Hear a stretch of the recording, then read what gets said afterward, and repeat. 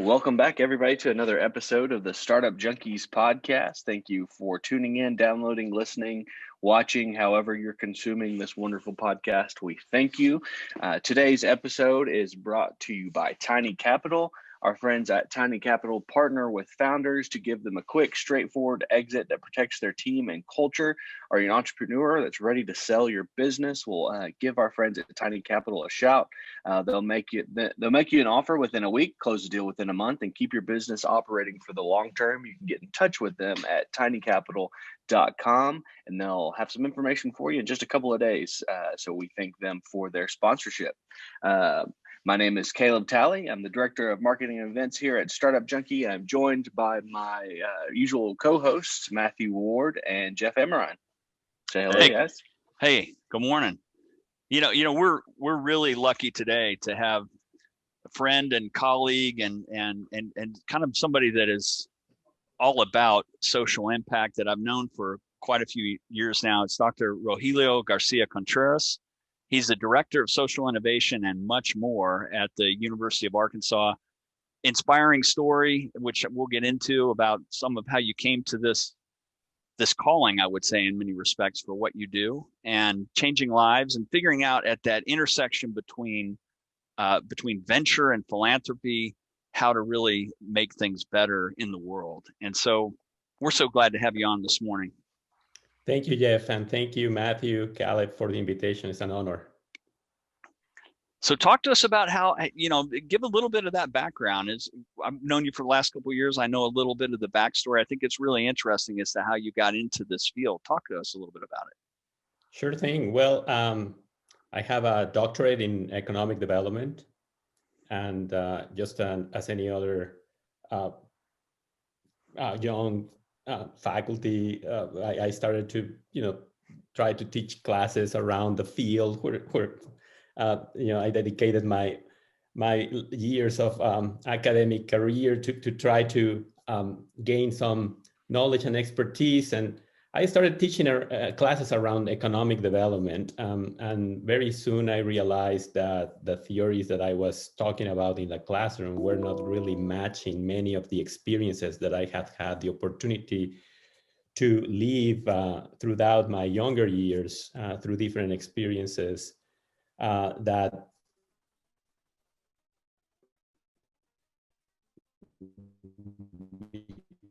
because of my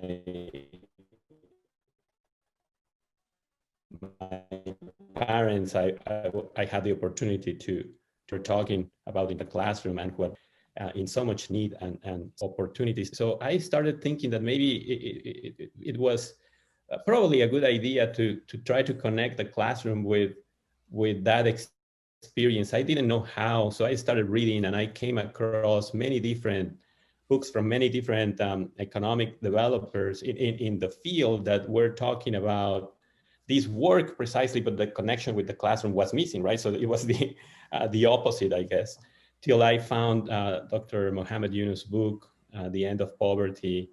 And I really was inspired by the way in which he started talking about this effort, right? Connecting the classroom to the field. You really don't need much. You just really need to want to do it and have that first step. And often this is very, very common among people that have this aspiration to contribute to the community. We often believe that, it's all or nothing, right? Either you go and you do it with all you have and commit your life to it, or you better don't. But I think that's a mistake. First, because it's very, kind of you're not going to redeem anybody. You're not going to change things, dramatically. So you should not aspire to boil the ocean. You should rather understand how your skills and competence can actually plug into trying to make a difference in the ecosystem that you can actually affect, right? So that to me was very eye-opening. right? It's not about ending poverty. It's about impacting your community on how certain theories or certain knowledge that you bring to the table can actually contribute to efforts um, developed by real people with real consequences in your community, right? So start from there and see what happens. So that's what I started doing. I try to just make that connection with my community, where, who are the stakeholders, where are the opportunities, the pain points, and how can I plug in with my skills and knowledge, and how can I make sure that the class and whatever theories we talk about in the class can be connected to that. That I think was very revealing, but very helpful in the process. And I'd be curious to know, Rogelio, how you've been all over the country, you've been all over the world, gaining these experiences. Well, what brought you to Arkansas? Yeah, I was very fortunate. I have always been very fortunate to travel around. My parents fostered that, as an experience of life. I guess we were a middle class family, like by no means, the wealthiest or anything like that, but the few opportunities that we had to, that extra disposable income, I guess, we would use to travel, and that really, it, motivated me to keep doing it. I find traveling, a very eye-opening experience, a learning experience in many different levels.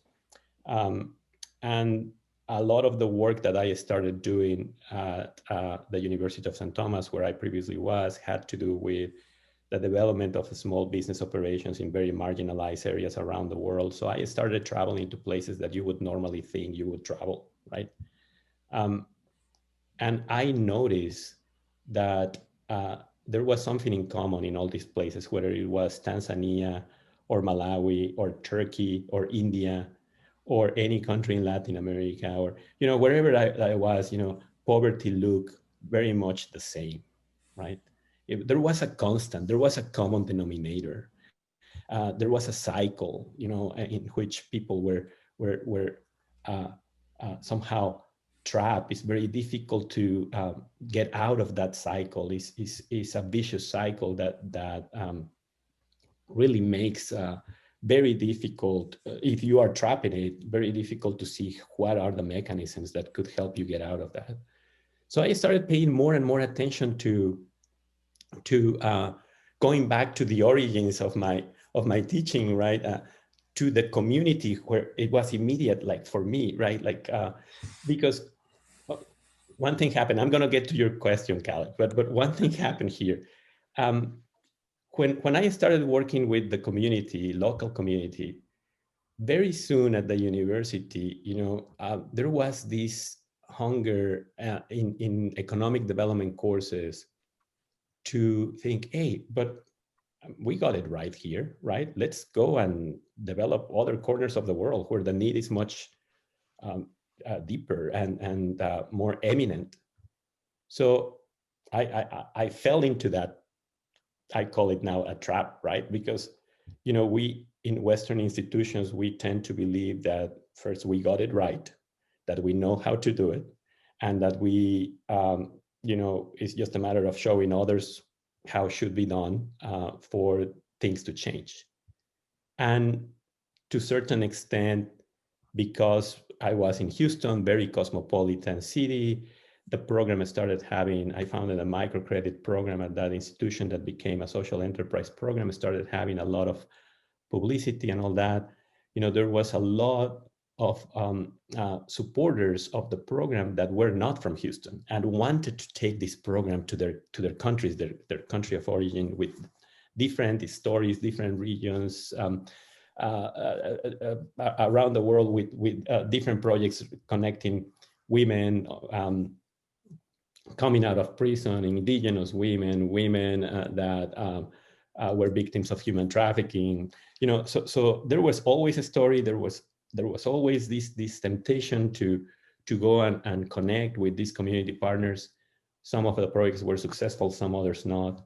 But then I started realizing, well, if this common denominator is everywhere, we should pay attention to what is happening at home, right?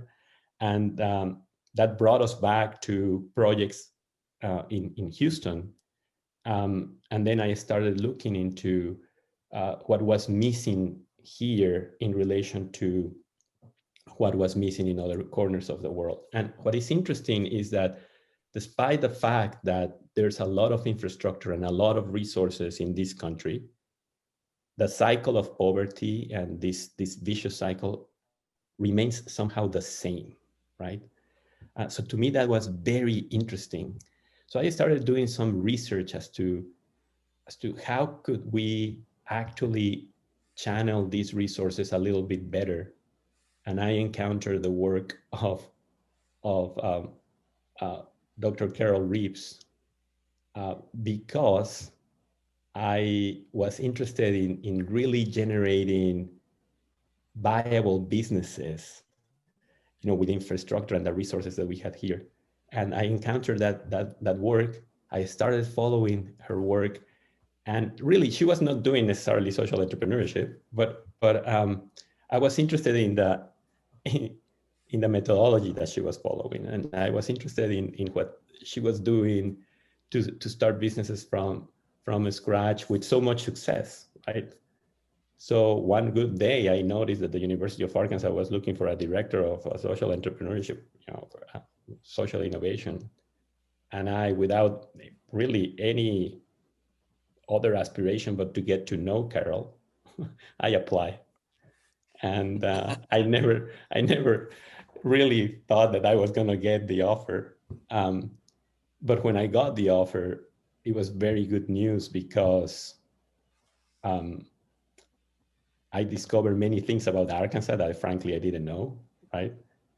And I discovered how Arkansas, despite this region in which we are, so prosperous and so progressive, is really a state with so many economic problems.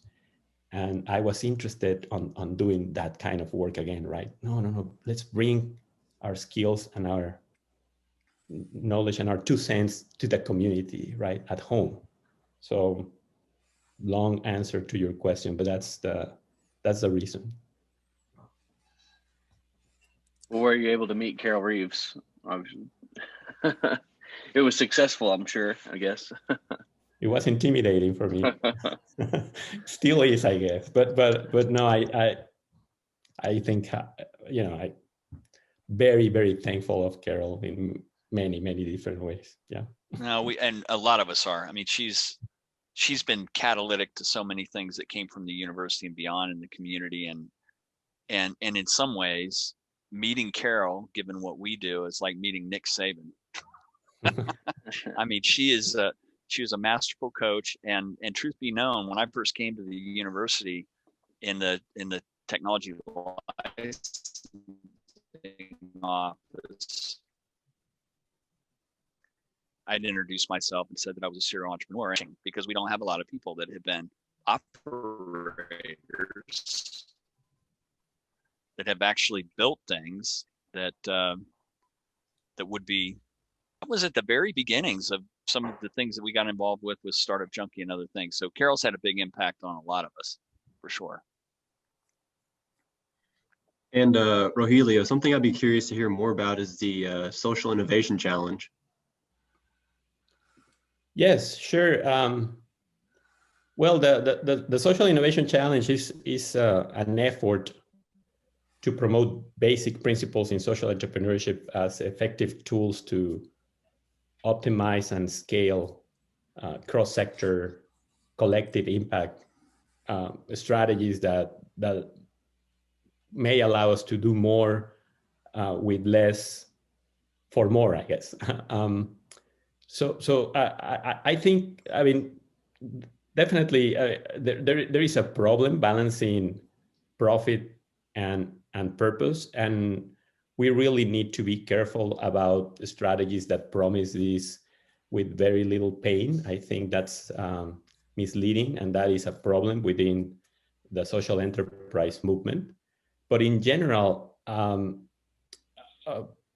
I believe that at the core of any effort to transform our society for the better, or our the route that we are hitting now in the environmental world, in this environmental disaster that we are facing, requires a lot of innovation, and we have a lot of innovation to do. So the idea is to invite students to, regardless of their area of expertise, regardless of their background, how can they optimize resources? How can we do more with less? How can they plug in their knowledge and skills to contribute with their 2 cents in the collective solution of these problems?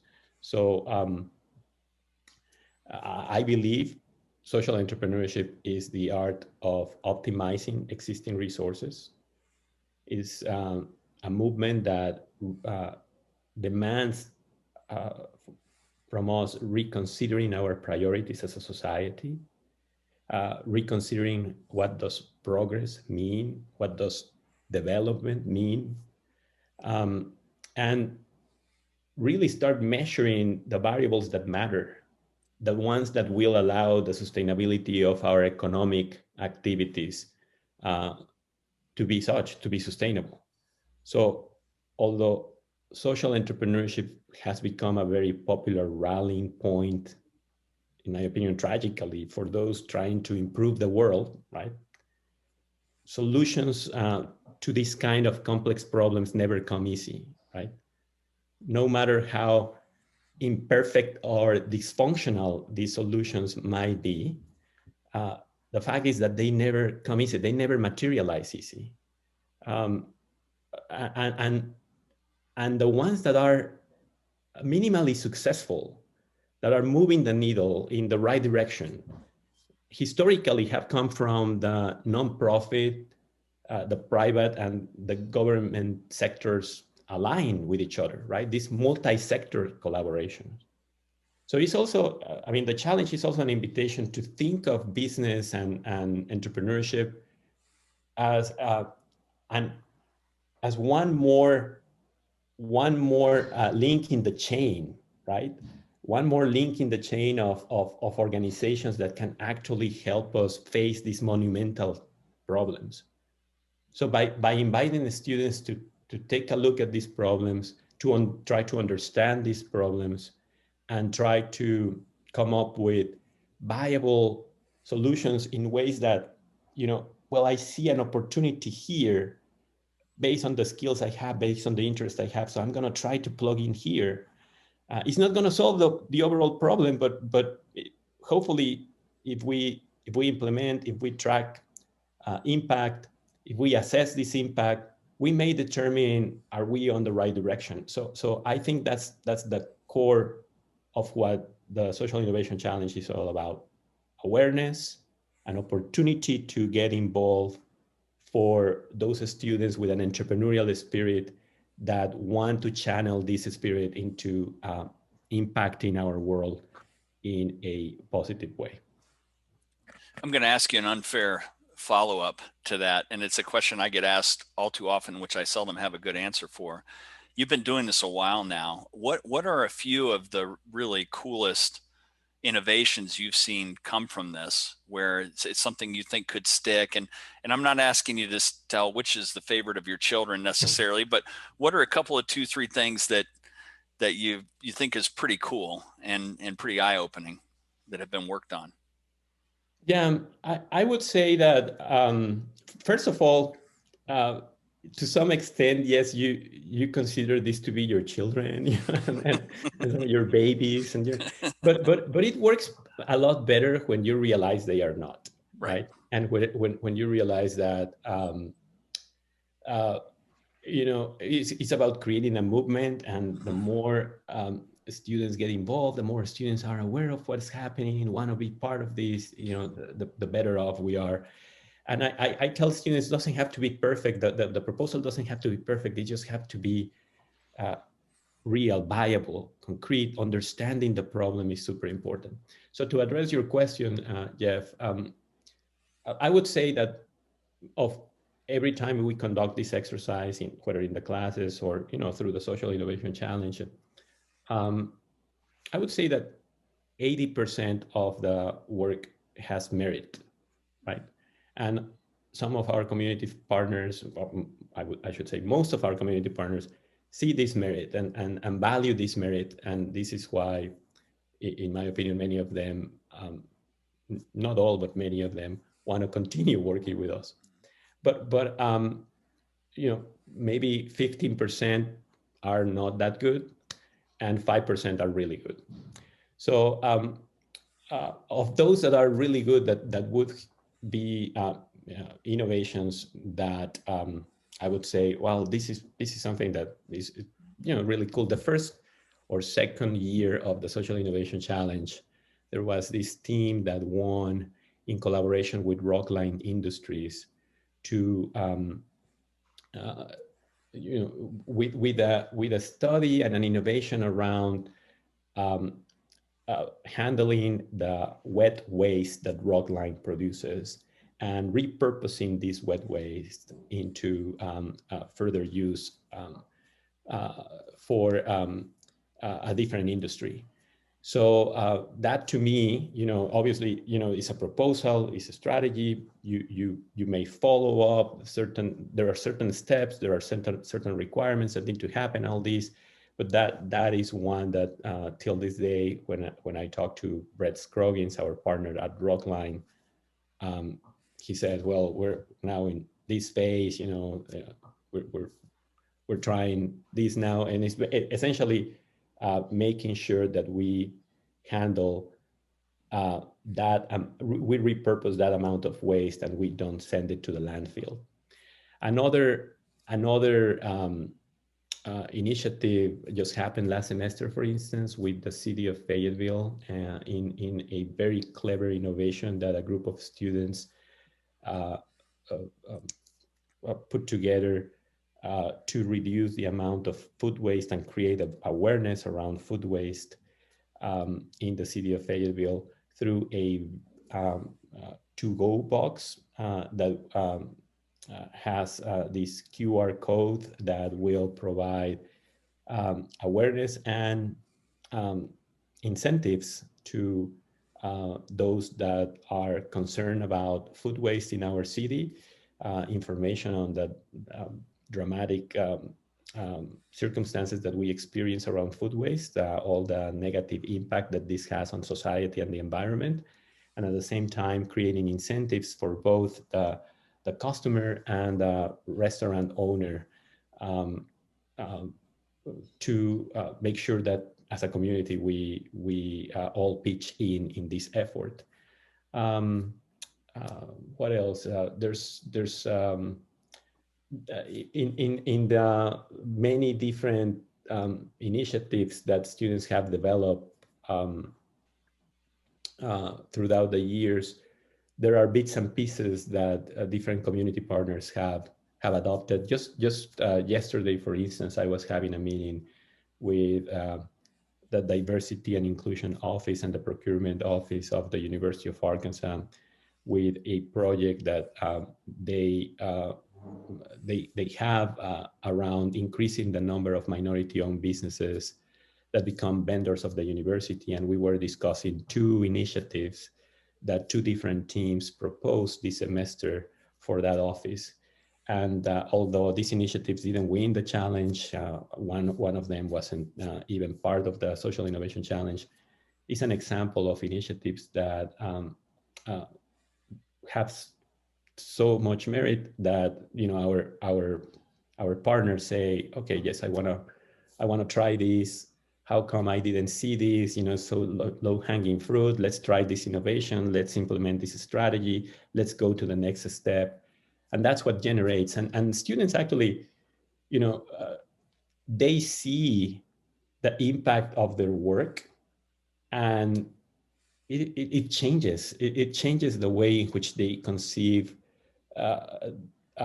their ability to transform a community, because they realize, I guess, that it's not about coming up with, the next big app that will revolutionize the world of food insecurity in America, but it's about really understanding what are the resources out there and optimize the resources to the point of creating some synergies that were not there before, and close the gap in certain issues that maintain so many people in our community not being able to have access to certain services, certain opportunities that otherwise we should all have.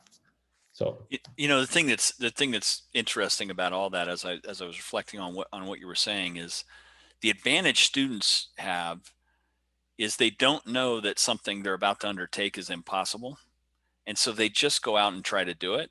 And in many cases, they have this sort of outsized impact because there's a level of positivity or objectivity that comes to it, whereas the people that are living with the issues in the trenches tend to be held prisoner by the inertia of the way things have always been approached.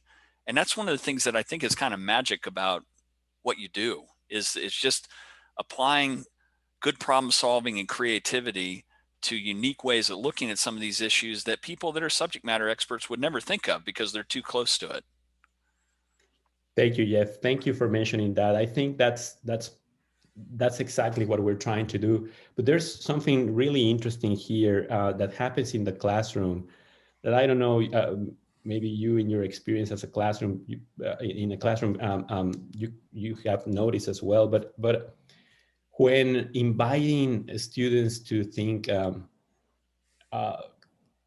well, this aspect, right, like creatively and innovatively about a specific problem, what does that really mean, and what is the scope of the framework that somehow not only limits their ability to conceive solutions outside this scope, but also my ability, right, to help them connect or imagine different things. To some extent, that's the biggest challenge that we all face, in my opinion. We are so used to ways being in certain ways, right? Things being in certain ways. We're so used to the idea of this is what a business is, and this is what it should be.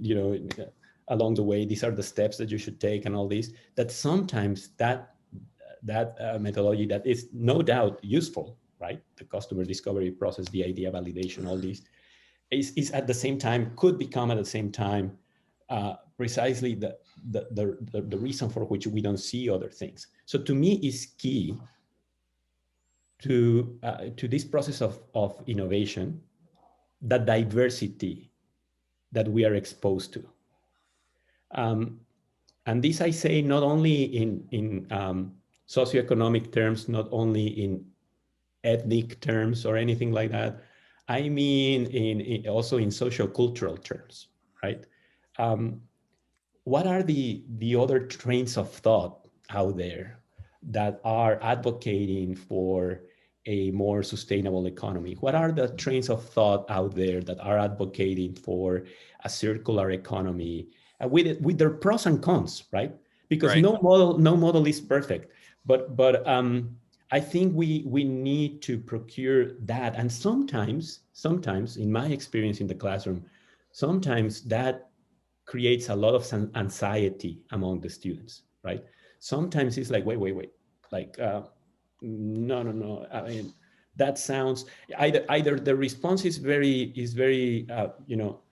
when facing this is very generalized in terms of, oh, that's such a socialist approach, right? For instance, that's a very common criticism. That's a very socialist approach, and or the idea of well, wait, are you saying that if we don't pay attention to the financial bottom line, then how can we make it viable, right? Like, and these things are really difficult to convey. So the framework opens a little bit, Yep. right? And the imagination therefore flourishes.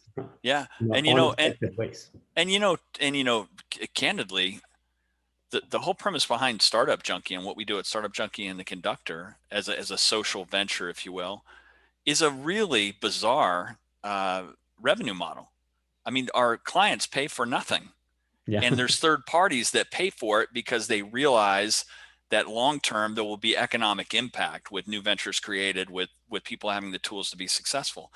But if you talk to somebody in a classroom about that, it's like, okay, here's the deal. We're going to provide all these great services like you'd get from McKinsey and run all these events, and it's going to cost the clients nothing. They'd be like, what a dumb idea. That will never work.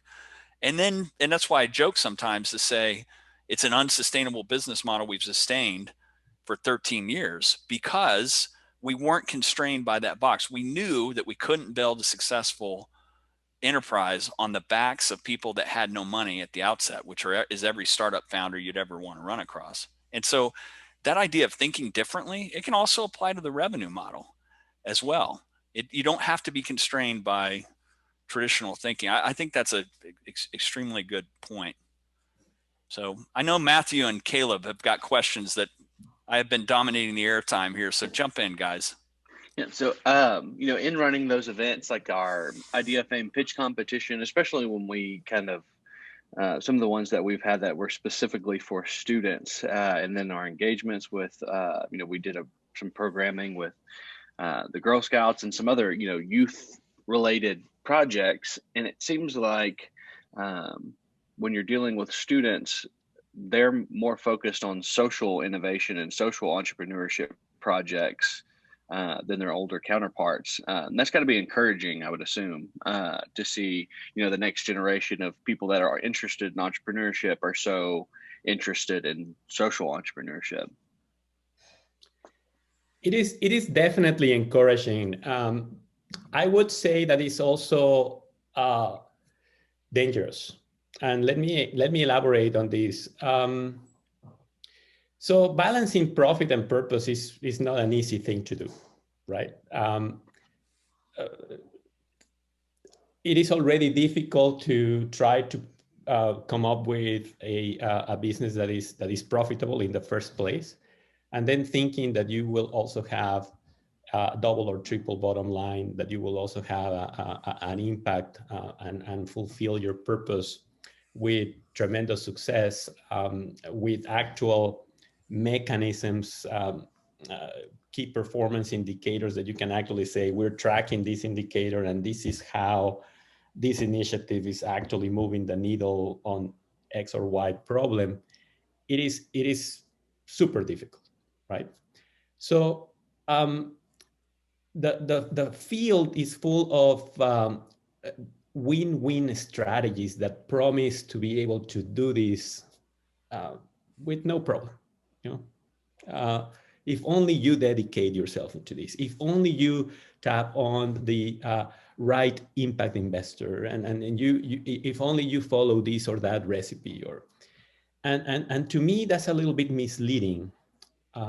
First, because very few companies out there who claim to be having a social impact actually track their social impact with a strong scientific foundation.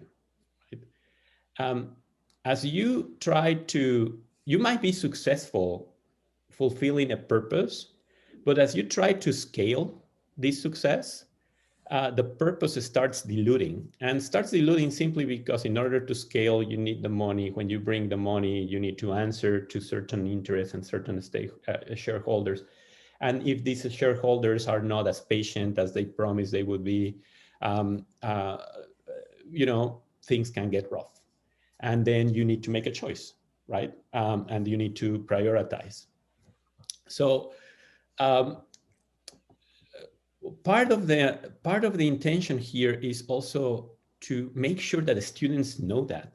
I mean, there's a lot of interest to make a difference in the world. And although the problems today are so dramatic and so in our face that it's becoming kind of urgent to do something, right? I am against of just jumping into it for the sake of jumping into it, right? I think many of these problems require structural changes. I mean, one of the biggest problems in Northwest Arkansas is food insecurity or access to affordable housing. And when we just jump into innovating around new developments with certain kinds of construction or new programs that will reach out to food deserts and all that is wonderful, great, kudos to all these initiatives. But I mean, the core of the problem is deeper and sometimes even not at our reach.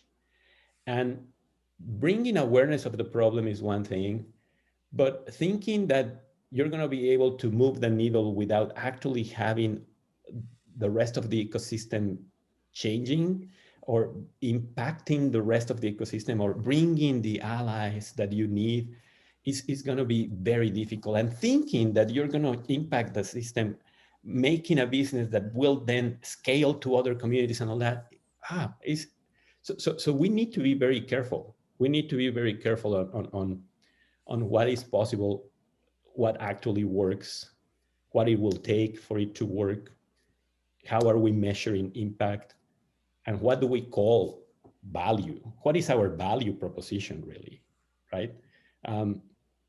Who are we creating this value for? What are the mechanisms that we're using to measure this value? So I think, yes, wonderful that everybody is trying to make a difference and want to jump into this, but sometimes the shock for them that they hit the wall of reality and then they get disappointed. So I think our homework is to really make sure that when you get into this, you understand what you're getting into and you understand the difficulties. And despite the difficulties, we figure out ways, to go back to Jeff's points, in which we can imagine solutions that are not framed within the traditional structures of what a business is supposed to be or do, right? And that is a much longer term endeavor that requires a lot of the characteristics of an entrepreneur, right? Dedication. Yeah. Well, and from a standpoint, as you described it as a movement early on, movement, in order for a movement to be successful, you can't be captivated by short-term gratification because it's going to take a long time. And so it requires this sort of tenacity and resilience and setting the expectations up front as to what reality is. A good example, somewhat related as it relates to investment, is angel investors, when first get into early stage investing, they're captivated by the statistical outliers they hear about from the unicorns from Silicon Valley. Mm-hmm. For the most part, if you make an investment, even after a lot of due diligence, it's 8 to 15 years if the company survives before you see any kind of return. So it's completely the opposite of instant gratification. I mean, if you want instant gratification, buy Bitcoin and day trade it, and good luck with that. But you're not going to get there on some of these long-term things that can have real impact. You really have to just pick the few targets and then stay with it, I think. Would you agree with that? I totally agree with that. Yeah. I totally agree with that. And going back to something that we were saying before, that is also an issue, right?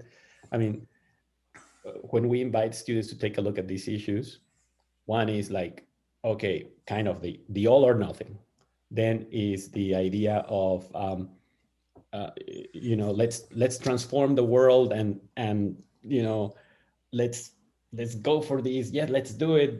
But as soon as we start dissecting the different elements, and see the complications, we are overwhelmed by that, and it's like, okay, well, maybe next time. But then this cultural thing about instant gratification, right?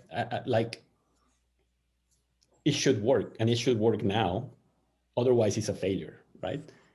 And I don't know. I don't know. There are so when people ask me, what are the success stories? I say, well, I can tell you what are the initiatives that we're trying out there, and yep. We see if they are working.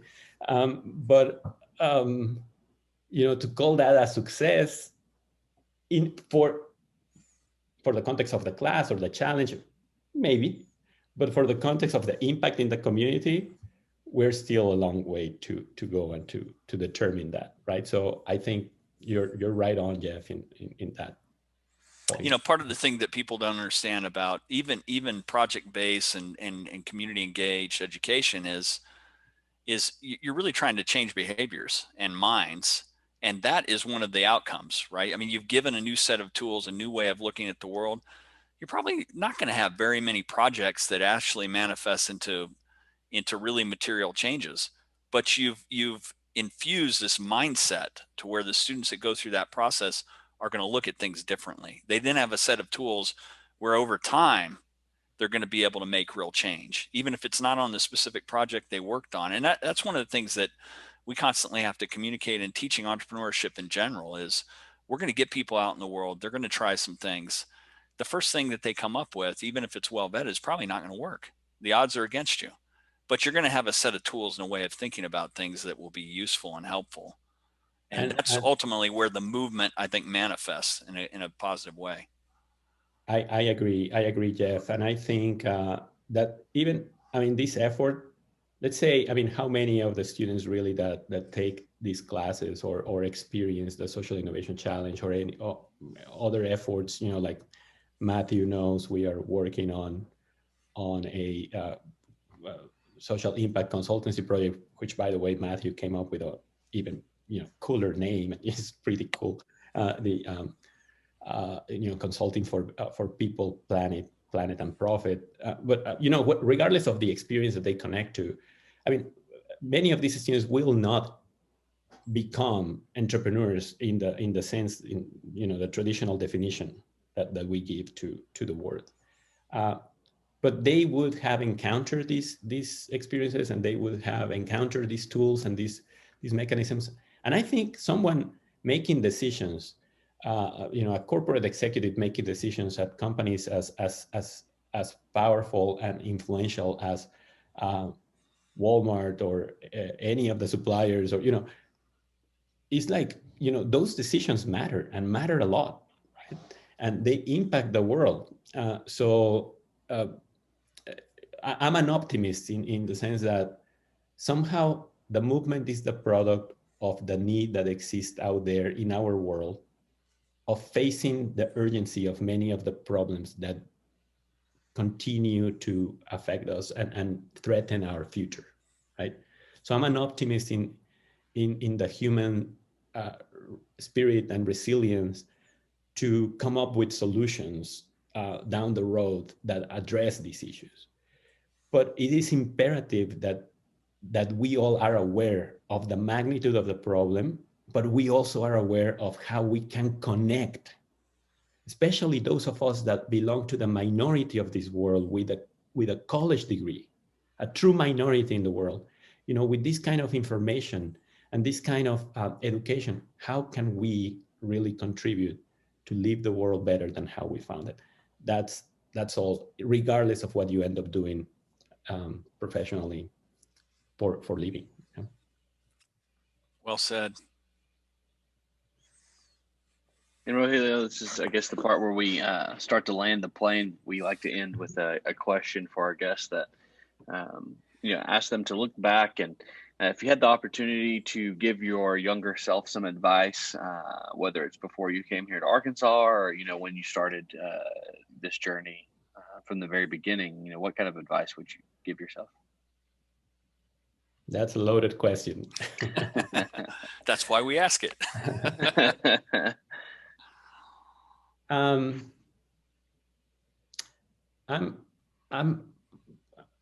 have this personality that is like, I'm often very hesitant. I wouldn't be as fearful and hesitant of trying things, right? Of going for it. I wouldn't be as fearful of the potential failure, right? Or the potential, you know, I mean, whenever you launch something new, whenever you try something new, if it works, you will have a lot of friends. If it doesn't, you know, and that in the past, I know that has made me hesitate on whether or not to go for it, or whether or not to try it. But I think that after doing it and after failing, right, I can tell you that those are the most enriching experiences, because really, if you pay attention, if you have your North Star, and if you pay attention to what went wrong and try to improve, then it's a great step forward. But you would never know it if you don't try it. So yeah, my fear to failure, I wish I had a lot less of that in my life. Yeah. Well, you took a big chance by coming to the University of Arkansas, and we're all better for you having taken that risk and come up here You're very to kind. to influence our students and the whole community for that matter. If people want to find out more about the Social Innovation Challenge, or to contact you, or anything that you're doing, what's the best way for them to find out? Yeah, you can always reach out to me via email, or you can visit entrepreneurship.uark.edu, and you'll find information on the Social Innovation Initiative, the Social Innovation Challenge. I should say that the Social Innovation Challenge is not under my wing anymore directly anyway. Now it's in the hands of the wonderful Madison Sutton and Deb Williams at the Office of Entrepreneurship and Innovation. I was I was invited to join the Strategy, Entrepreneurship, and Venture Innovation department of the university. So I am not technically, I guess it's a technicality, but I am not part of the Office of Entrepreneurship and Innovation anymore. So the Social Innovation Challenge is an initiative of the Office of Entrepreneurship and Innovation, and Madison Sutton and Deb Williams are now in charge of that. But so entrepreneurship.uark.edu, and you will find information about the Social Innovation Initiative. We have other initiatives, as I mentioned before, the Consulting for People, Planet, and Profit, which is an effort to include MBA students into the experience of consulting for social impact. And then the Global Change Makers, which is an effort to connect different initiatives around the world that are tackling similar problems to the ones that are relevant to our region, and identify, partner with them, go visit them in these different communities, and learn from the best practices to bring that experience back to Northwest Arkansas, and help structure strategies that help us move the needle in some of the issues that we tackle here at home. Great. Rogelio, thanks so much for coming on. Have a fantastic holiday season. Thank you, Jeff. Sure thing. Thank you, Caleb, Matthew, for the opportunity. Appreciate it. You bet. Take care. We'll see you soon.